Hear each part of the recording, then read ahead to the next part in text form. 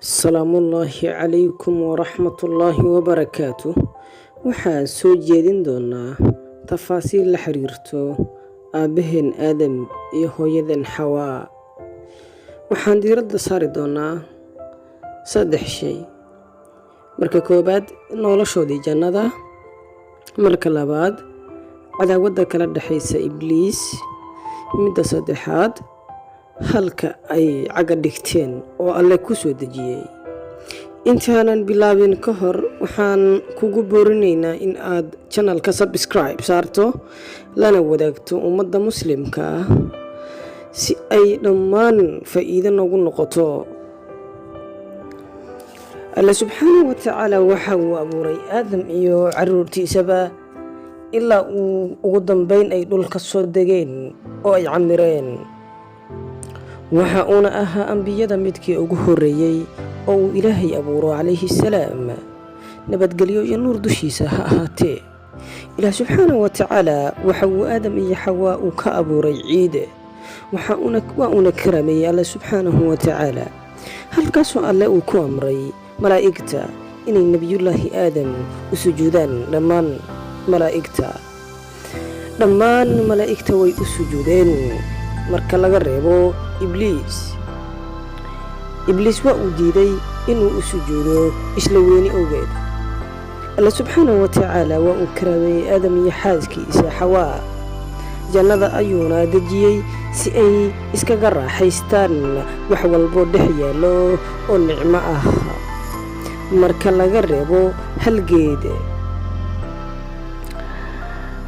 Alle waa uu cayimay geedkaas, waa uuna ka reebay in ay cunaan.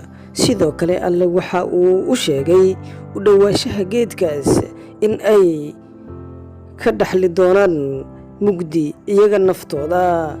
Isla sidaas oo kale, haddii ay geedkaas ka fogaadaan, in ay weligood barwaaqo ku dhex jirayaan, oon iyo gaajo iyo daal toona aynan weligood arkaynin.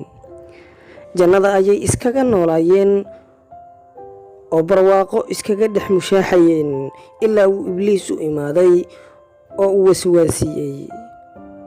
Waxa uuna ka dhaadhiciyey inay cunaan geedkaas, midkaas oo Alle uu horay u amray in aynan cunin. Waxa uu Ibliis u sheegay hadday geedkaas cunaan in ay ku waarayaan jannada ama ka mid noqon doonaan malaa'igta, ayna sidoo kale noqon doonaan kuwa guulaystay, asagoo ugu dhaaranaya beenbeen. Waxay run u qaateen labadoodaba qowlkii iyo hadalkii Ibliis. Mar allaale markii ay dhadhamiyeen, waxaa u bilowday gafkoodii. Marka ayuu Rabbi u dhawaaqay oo uu yidhi, miyaanan idinka reebin geedkan? Miyaanan indhihin shayddaanka cadow buu labadiinaba idinku yahay? Alle ayay ku caasiyeen nebiyullaahi Aadam iyo xaaskiisa, laakiin gafkaas uu nebiyullaahi Aadam galay nebinimadiisa ka hor ayay ahayd, waayo ambiyada Ilaahay oo dhan dembi way ka nasahan yihiin. Markii uu qaladkaas galay kadib, isaga iyo xaaskiisa nebiyullaahi Aadam waxa uu dhahay eray allaahumma allaahu iyaahi, iyadoo macnaheedu tahay aayad qur'aan ah, rabbanaa dalamnaa anfusanaa in lam taqfir lanaa watarxamnaa lanakuunanna min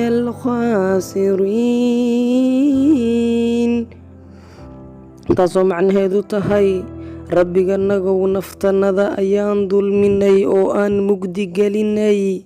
Haddii aadan noo dembi dhaafin ama aadan noo naxariisanin, waxaan ka mid noqonaynaa kuwa khasaaray ama hoogay. Kabacdi markii ay dhaheen kelimadaas, isaga iyo Xaawaba, Alle waa uu dembi dhaafay, wayna toobad keeneen. Jannada ayay iskaga baaqi noqdeen ilaa markii dambe uu Alle ku xukumay in ay u degtaan dhulka xaggiisa.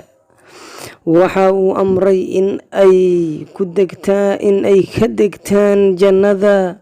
sidoo kale alla subxaanahu watacaala waxa uu caddeeyey cadaawadda u dhaxaysa iyaga iyo ibliis in ay taagnaan doonto, kana digtoonaadaan fitnadiisa. alla ayaa waxa uu yiri: qaala ihbituu minhaa jamiican bacdukum libacdin caduw فإما يأتينكم هدى فمن تبع هداي فلا يذل ولا يخشى. taasoo macnaheedu tahay ka degta jannada dhammaantiin, midba midka kale cadow ayuu ku yahay. taasoo macnaheedu tahay in shaydaanku cadow ku yahay iyo ibliis uu cadow ku yahay labadoodaba. annagu hanuun ayaan idin keenaynaa buu eebbe yiri subxaanahu watacaala. qofkii eebbe uu hanuuniyo, faman hudaaya falaa yadilu walaa yakhshaa.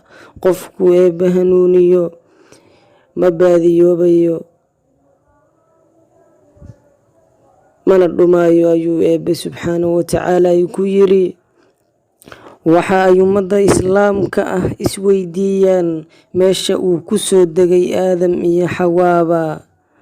waa cilmi aan si fudud lagu ogaan karin, laakiin culimada islaamka waxa ay ku dadaaleen baaritaanka iyo raadinta arrinta ah meesha lagu soo riday nebiyullaahi aadam calayhi salaam iyo xawaaba. alle ayaa soo dejiyey aadam iyo xawaa oo ku soo riday dhulka, kana soo riday samada inta aynan qoraxda dhicin ama aaska madoobaan maalin jamco ah, maalintaasoo kaloo la abuuray labadoodaba. waxa uu yiri ibnu cabbaas iyo qataada iyo abulcaariya in nebiyullaahi aadam lagu soo riday hindiya, buur dusheeda oo lagu magacaabo dhulka sarnadiiba, halkaasoo lagu soo dejiyey. sidoo kale iyadoo hooyo xaawo lagu soo dejiyey meesha lagu magacaabo judda. meesha ay isku garab mareen ayaa sidoo kale waxaa lagu magacaabaa musdalifa. sidoo kale halka ay isku aqoonsadeen ayaa lagu magacaabaa carafa.